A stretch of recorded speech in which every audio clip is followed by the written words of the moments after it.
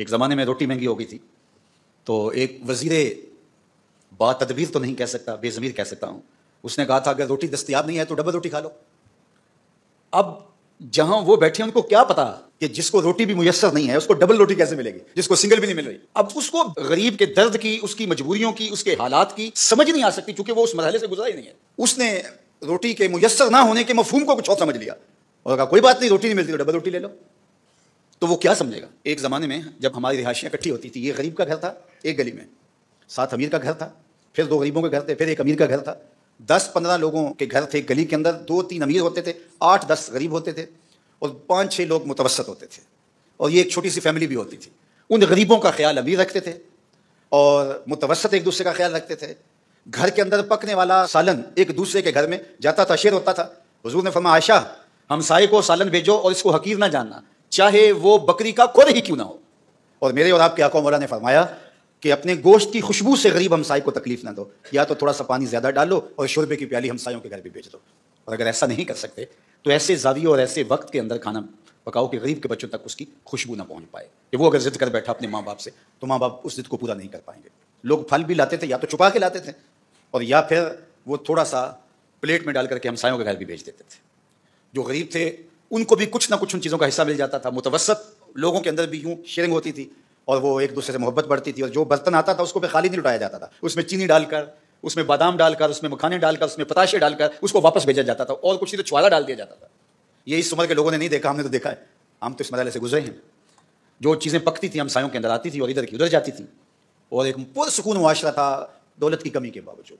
लेकिन फिर क्या हुआ, अमीरों के टोन ही अलग बन गए और वो गरीब महलों से उठ के वो अलग सोसाइटी में चले गए, बड़े टाउन में चले गए। और ये गरीब जो है वो गरीब महल्ले में, तो गरीब और अमीर के दरमियान जो तफावत था खत्म ना हुआ बल्कि वो बढ़ गया। अहले इक़्तिदार और जो रियाया है वो भी अलग अलग खानों में बढ़ गए, और मुआशरा हमारा इस वक्त तशद्दुद में मुब्तला है। और ये ऐसे मुआशरे कभी भी सुकून नहीं पाते, ऐसे मुआशरे कभी भी करार नहीं पाते। रियासत माँ होती है और उसको अपने तमाम अफराद को बुनियादी सहूलतें मुकम्मल फराहम करनी चाहिए। जिस तरह एक शहर के बासी की सहूलतें हैं, इस तरह एक देहात के शख्स में बसने वाले को भी ऐसी ही बराबर सहूलतें मुयस्सर होनी चाहिए। और दुनिया के जो महज़्ज़ब मुल्क माने जाते हैं, जिन्होंने इस्लाम को पढ़ा है और अपनाया है, वहाँ जाके आप देखने आपको ऐसे मिलेगा।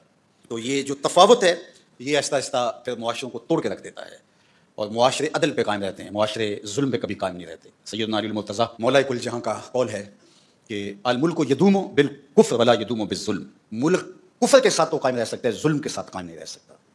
जब ज़ालिमाना अंदाज़ हुकूमत हो तो मुल्क बर्बाद हो जाते हैं। रूमी ने कहा था सग वज़ीरो गुर्ग मीरो मूशरा दरबां शवत, इन अरकान सल्तनत मुल्क रा वीरान शवत। सग वज़ीरो कुत्ता वज़ीर हो, गुर्ग मीरो और भेड़िया बादशाह हो, मूशरा दरबां शवत और जो चूहा है वो वज़ीर दफ़ा हो। इन अरकान सल्तनत, जब किसी मुल्क की वजारतें ऐसे बटें मुल्क रा वीरान शवत, तो मुल्क वीरा हो जाता है। हर शाख पे उल्लू बैठा है, अंजाम गुलिस्तां क्या होगा। ये 14 अगस्त गुजरा है और इस मरतबा पहली मरतबा लोगों ने बरमला कहा कि हमें आज़ादी मनाने की, जश्न मनाने की कोई ज़रूरत नहीं। किसी ने पाकिस्तान के नज़रिए पे बात की, किसी ने झंडे पे बात की, किसी ने बानियाने पाकिस्तान का मजाक उड़ाया, किसी ने कुछ किया। बाहर के केरा गली मेरा मसोस, फारसी का एक ज़रबुल मसल है, बाहर के केरा गली मेरा मसोस। अगर गुदड़ी में कंबल में पिस्सू पड़ जाएं तो उसको झाड़ करके पिस्सू हटाए जाते हैं, कंबल नहीं जलाया जाता। दानिशमंद आदमी कभी भी कंबल नहीं जलाता, पिस्सू हटाता है। इसमें मुल्क का क्या कसूर है, नजरी का क्या कसूर है? ये जो पिस्सू पड़ गए इनको हटाओ। लेकिन मुल्क पे बात हुई, और दूसरी जानब जो जुम्मेदार हैं वो जिस भी मनसब में हैं उनको सोचना पड़ेगा कि ये ऐसा क्यों हुआ। बेवजह सारी चीज़ें नहीं होती, उसके पीछे कुछ अवामिल होते हैं जिसके नतीजे के अंदर इस तरह के जहन पनपते हैं। अगरचे तखरीबकार, मुल्क दुश्मन, गद्दारान वतन और दीगर दुश्मनान इस्लाम के आलाकार भी मौजूद होते हैं, दीदा ना दीदा भी इस्तेमाल होते हैं, लेकिन जो रियलिटी है, जो हकीकत है, उसको भी तस्लीम करना पड़ेगा।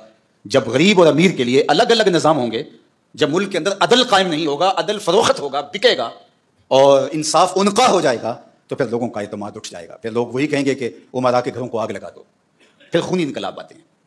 और इस वक्त पाकिस्तान जिन मुश्किल हालात से गुजर रहा है, समझदार, संजीदा और जो फैसला साज मनसबों पर बैठे हैं, उनको ज़रूर इन हालात से सिर्फ गुस्सा खाने की बजाय उन्हें तज्जिया करके इसका जो है वो कोई काबिल अमल हल निकालना पड़ेगा और लोगों की महरूमियों को दूर करना पड़ेगा। और इंशाल्लाह हमारा यकीन है कि ये मुल्क मिटने के लिए नहीं बना था इंशाल्लाह। और ये मुल्क के अंदर जो खराबियाँ हैं, ये जो कुछ हो रहा है, जो तकसीम हो गई है, तो इसकी वजह से ये है कि हमने उस नज़रिए से गद्दारी की है। نظریہ اسلام سے جس کے لیے ملک حاصل کیا تھا. جب ہم ادھر آئیں گے اور نظام خلافت کی طرف ہم سفر کا آغاز کریں گے تو اللہ کی رحمتیں نازل ہونا شروع ہو جائیں گی انشاءاللہ.